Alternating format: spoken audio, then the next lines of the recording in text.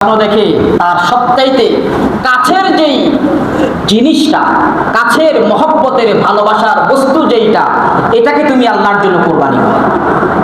একবার যখন দেখলেন তিনি মাথায় নিলেন না, দ্বিতীয়বার আবার দেখলেন, এরপরে আবার দেখলেন, তিনবার যখন তিনি স্বপ্ন দেখলেন, একই স্বপ্ন যখন তিনবার দেখলেন, তিনি তখন চিন্তায় পড়লেন, হায় রে, এই পৃথিবীতে সবচাইতে আমার কাছের জিনিস, সবচাইতে ভালোবাসার জিনিস, যেটাকে আমি নিজের প্রাণ থেকেও ভালোবাসি, সেই জিনিস হলো আমার সন্তান।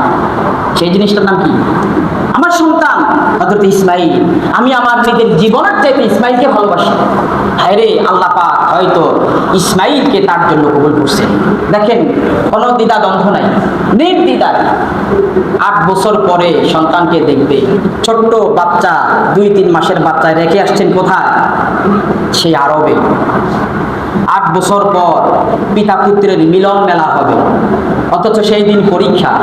আল্লাহ পাক বললেন, যাও ইসমাঈলকে কি করো? কোরবানি করো। 80 বছর বয়সে সন্তান দিল। কত বছর বয়সে?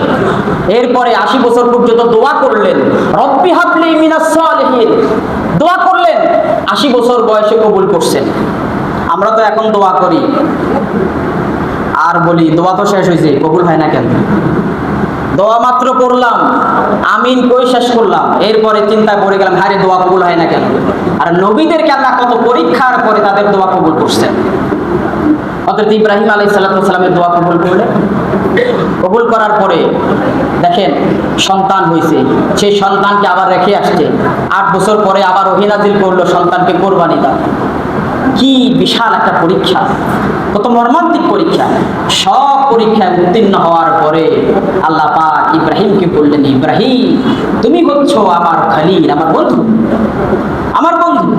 আর মুহাম্মদ সাল্লাল্লাহু আলাইহি সাল্লামকে বললেন হাবিব। কি বললেন? হাবিব।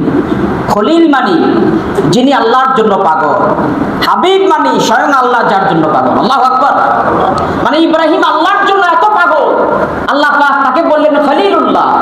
আর স্বয়ং আল্লাহ যার জন্য পাগল, তিনি হলেন মুহাম্মদ রাসূলুল্লাহ। আল্লাহু আকবার। দেখেন আল্লাহ পাক কি মর্যাদা দিয়েছেন। আল্লাহ পাক প্রত্যেকটি কথা আমল করার তৌফিক দান করুক। আখির দাওয়ানা আলহামদুলিল্লাহি রাব্বিল আলামিন। যারা সুন্নাত পড়েন তারা সুন্নাত